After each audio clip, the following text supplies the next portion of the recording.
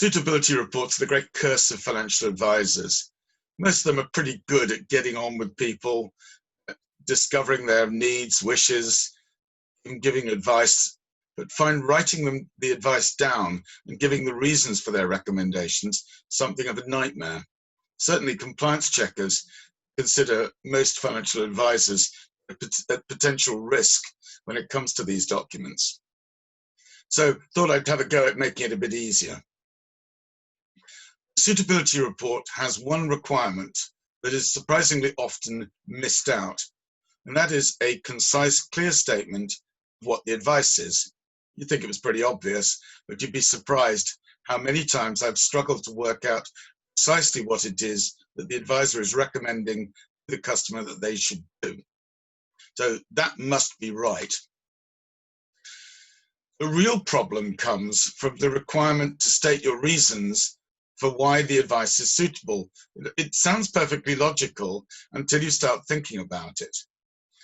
The reason why customers are recommended to make certain investments or sell investments or take other steps in their personal finances are based on some extremely detailed and often quite mundane facts about themselves, like their age, where they live, who they live with, the relationships they have with other people. This stuff is the cornerstone of the advice. The problem is the customer knows all about it and it goes on forever. So if you try and set it all out, you'll fail. The smart thing to do is to create a separate document which should be zipped together when you email out the suitability report, as in effect part of the report, and then take for the report only the really key facts that relate to the advice in question to talk about. But you do have to isolate the points that relate or that explain the justification for the advice being given. After that, you have to explain the risks and disadvantages. Sounds easy? It's easy, actually.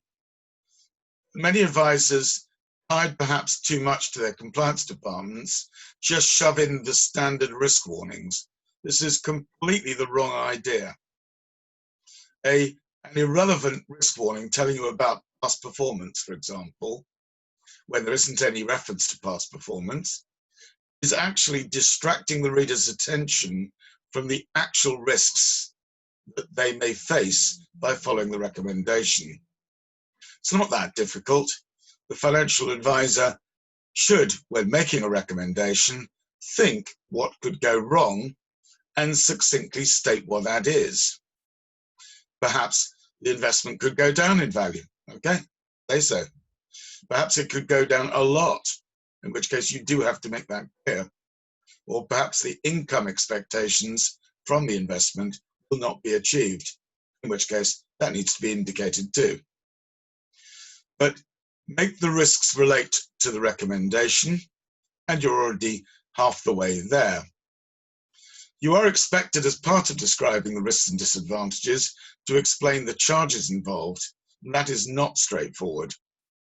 Bearing in mind nowadays, we're typically talking about a charge from the investment provider, a charge from a platform, and the cost of the advice itself. Each should be explained as coherently as one can with some of the crazy ways in which both platforms and manufacturers charge for their products and services. Now, we're almost there. All you've got to do is to tell the customer what to do, what is required to implement the recommendation, and whether or not a subsequent review is required of that recommendation. It's pretty hard to think of a generally used personal recommendation that doesn't need to be reviewed. And actually, under the rules these days, an advisor would be in serious trouble not doing at least an annual review on their customers. In practice, many advisors will offer a review a good deal sooner than that, and it probably should be mentioned in the suitability report. One last word about suitability reports is that they're a lot easier to do than people realize.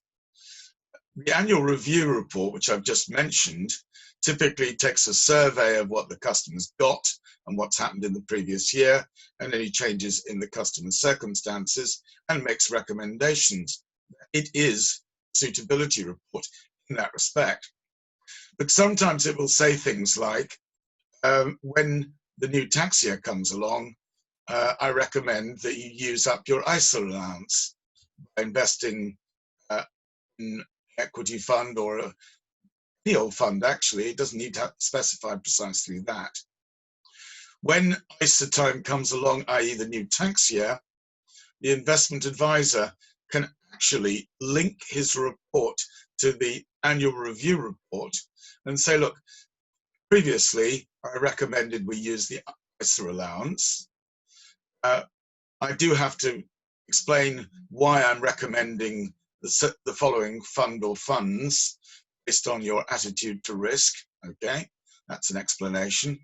But you don't have to go into great detail because you already have done, particularly if you're trying to balance a portfolio amongst asset classes.